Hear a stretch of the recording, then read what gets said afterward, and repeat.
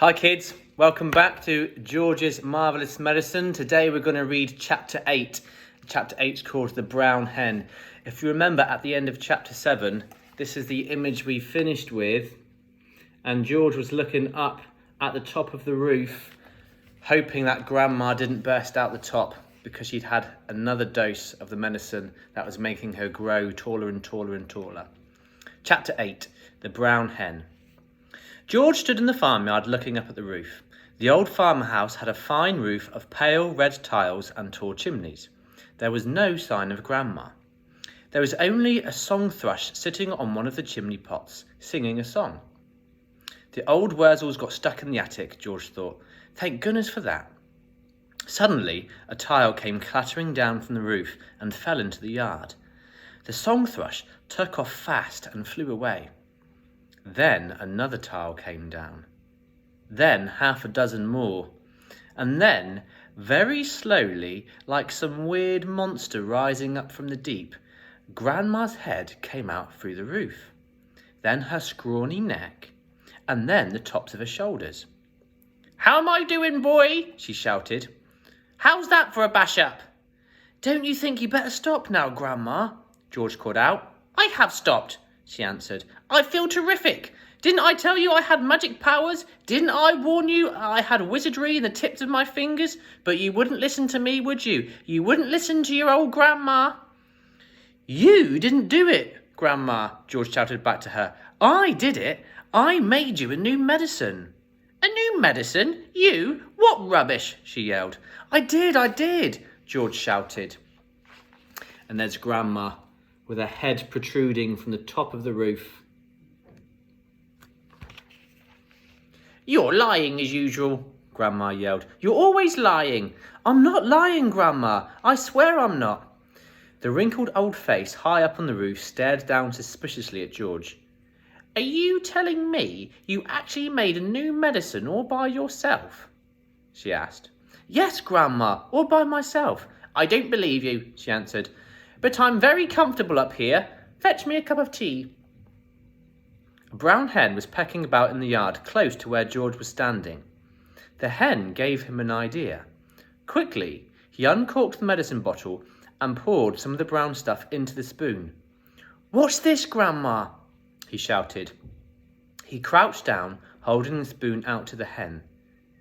"Chicken," he said. "Chick, chick, chicken. Come here, have some of this." Chickens aren't very clever birds, and they're very greedy.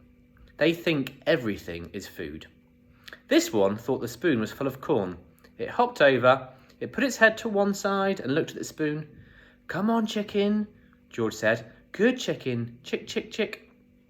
The brown hen stretched out its neck towards the spoon and went peck. It got a beakful of medicine. There's George, trying to tempt the chicken to have some medicine.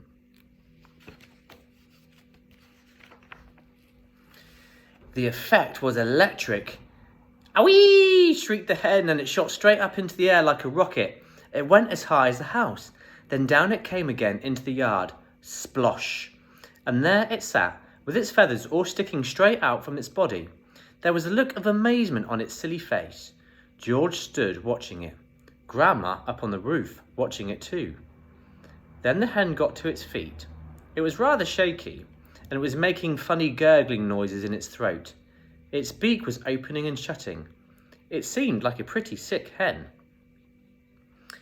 "You've done it in, you silly boy," Grandma shouted. "That hen's going to die. Your father will be after you now. He'll give you socks and serve you right." But all of a sudden, black smoke started pouring out of the hen's beak. "It's on fire, Grandma. The hen's on fire." George ran to the water trough to get a bucket of water. "That hen will be roasted and ready for eating any moment," Grandma shouted.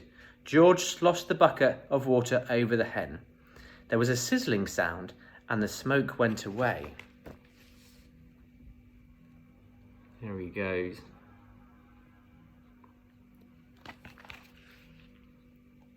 "Old hen's laid its last egg," Grandma shouted. "Hens don't do any laying after they've been on fire." Now that the fire was out, the hen seemed better. It stood up properly. It flapped its wings, then it crouched down low to the ground as though getting ready to jump. It did jump. It jumped high in the air and turned a complete somersault and then landed back on its feet. "It's a circus hen!" Grandma shouted from the rooftop. "It's a flipping acrobat!" Now the hen began to grow.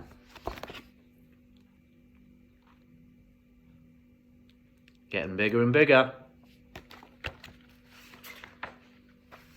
George had been waiting for this to happen. "It's growing," he yelled. "It's growing, Grandma. Look, it's growing." Bigger and bigger, taller and taller it grew. Soon the hen was 4 or 5 times its normal size. "Can you see it, Grandma?" George shouted. "I can see it, boy," the old girl shouted back. "I'm watching it." George was hopping about from one foot to the other with excitement, pointing at the enormous hen and shouting, "It's had the magic medicine, Grandma. It's growing just like you did." But there was a difference between the way the hen was growing and the way Grandma grew. When Grandma grew taller and taller, she got thinner and thinner. The hen didn't. It stayed nice and plump all along. Soon it was taller than George, but it didn't stop there. It went right on growing until it was about as big as a horse, and then it stopped. "Doesn't it look marvellous, Grandma?" George shouted. "It's not as tall as me," Grandma sang out. "Compared with me, that hen is titchy small. I'm the tallest of them all." And that's the end of chapter 8. Chapter 9, the pig, the bullocks, the sheep, the pony and the nanny goat. Some more animals that George is going to introduce his medicine to. I wonder what's going to happen.